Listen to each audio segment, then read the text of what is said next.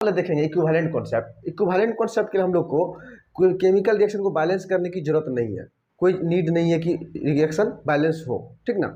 लेकिन mole concept में जो हम लोग पढ़ते थे उसमें बैलेंस करना मस्ट था, रिएक्शन को बैलेंस करना क्या था, मस्ट था। तो क्या लिखा हुआ कि मोल कॉन्सेप्ट में must be balanced chemical reaction, क्या चाहिए मोल कॉन्सेप्ट के लिए, बैलेंस रिएक्शन चाहिए। लेकिन इक्विवेलेंट कॉन्सेप्ट में क्या होना चाहिए, no need of balance chemical reaction, कोई जरूरी नहीं है कि कोई नीड नहीं है बैलेंस करने की, कोई दिक्कत। तो मोल कॉन्सेप्ट लोग कैसे लगाते थे, इससे पहले वाले वीडियो हम लोग बताए थे, कैसे बताए थे। मोल कॉन्सेप्ट लगाते थे तो moles of A upon stoichiometric coefficient, तो हम लोग इसको बैलेंस पहले करेंगे। अभी ये बैलेंस फॉर्मेट में नहीं है, अगर बैलेंस करेंगे तो कोई ना कोई इसका स्टोइकियोमेट्रिक कोएफिशिएंट आएगा। हम मान लेते हैं कि वो ए है इसके लिए, और इसके लिए मान लेते हैं बी है, और इसके लिए मान लेते हैं सी है, इसके लिए डी है। तो मोल कॉन्सेप्ट कैसे लगाते थे कि moles of A upon stoichiometric coefficient of A, ये क्या था ए, ये इसका है स्टोइकियोमेट्रिक कोएफिशिएंट, इस तरह से। और ये बराबर होता था moles of B upon stoichiometric coefficient of B, ये वाला पार्ट। और ये बराबर होता था moles of C upon stoichiometric coefficient of C का, और moles of D upon stoichiometric coefficient of D. ये आपका मोल कॉन्सेप्ट में यूज होता था, ये आपका आ गया मोल कॉन्सेप्ट। मोल कॉन्सेप्ट अब क्या देखें यहाँ से कि मोल कॉन्सेप्ट के लिए हम लोग को क्या चाहिए, बैलेंस करना जरूरी है, तब तो स्टोइकियोमेट्रिक कोएफिशिएंट से डिवाइड करेंगे मोल्स में, कोई दिक्कत। लेकिन इक्विवेलेंट कॉन्सेप्ट में क्या है, जो आपको बैलेंस करने की जरूरत नहीं है, क्या है, रिएक्शन को बैलेंस करने की जरूरत नहीं है। इसको कैसे लिखेंगे, जैसे मान लो ए प्लस बी मिलकर रिएक्शन बना रहा सी और डी, ए भी रिएक्शन क्या बना रहा सी डी, इसमें हमको बैलेंस करने की जरूरत नहीं है। क्या करेंगे इसमें, तो इक्विवेलेंट ऑफ ए, ये इसके इक्विवेलेंट होगा और इसके इक्विवेलेंट होगा, सब अपने आप में क्या होगा, बराबर होगा। इक्विवेलेंट का मतलब क्या है कि बराबर होगा। तो क्या लिखे, इक्विवेलेंट को हम लोग शॉर्ट फॉर्म में लिखते हैं कि इक्विवेलेंट ऑफ ए बराबर क्या होगा, इक्विवेलेंट ऑफ बी बराबर क्या होगा, इक्विवेलेंट ऑफ, इसको शॉर्ट में से लिख सकते हैं, इक्विवेलेंट ऑफ सी बराबर इक्विवेलेंट ऑफ डी, इस तरीका से आप लगा सकते हैं। ठीक है, equivalent of A, equivalent of B और इक्विवेलेंट ऑफ सी बराबर क्या होगा, इक्विवेलेंट ऑफ डी। तो अब हम लोग जानते हैं इक्विवेलेंट होता क्या है। तो इक्विवेलेंट बराबर क्या होता है, इक्विवेलेंट बराबर क्या होता है, वेट अपॉन इक्विवेलेंट वेट या इक्विवेलेंट मास, वेट अपॉन इक्विवेलेंट वेट या इक्विवेलेंट मास, या इसी को हम लोग ग्राम इक्विवेलेंट भी बोलते हैं। क्या बोलते हैं, ग्राम इक्विवेलेंट, इसी को क्या बोलते हैं हम लोग, ग्राम इक्विवेलेंट बोलते हैं। अब इसमें देखेंगे कि इक्विवेलेंट वेट या इक्विवेलेंट मास ये क्या है, इसमें ये देखेंगे कि ये क्या है, इक्विवेलेंट मास क्या होता है, या इक्विवेलेंट वेट भी बोल सकते हैं आप इसको। ये क्या है, इक्विवेलेंट मास, इक्विवेलेंट मास बोलिए या इक्विवेलेंट वेट बोलिए, ठीक ना। इसको इस तरीका से भी दिखाते हैं, इक्विवेलेंट वेट ऐसा भी दिखाते हैं।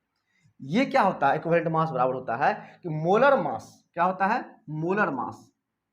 मोलर मास को इस तरह से दिखा सकते हैं, molar mass upon N factor, क्या होता है, एन फैक्टर या वैलेंसी फैक्टर बोलते हैं, जो हम लोग ऑक्सीडेशन स्टेट में पढ़े हैं, ऑक्सीडेशन नंबर निकालने के जो पढ़े हैं, और पढ़े भी आगे पढ़ेंगे भी एन फैक्टर कैसे निकालते हैं कोई भी एसिड बेस सॉल्ट सबका, ठीक ना।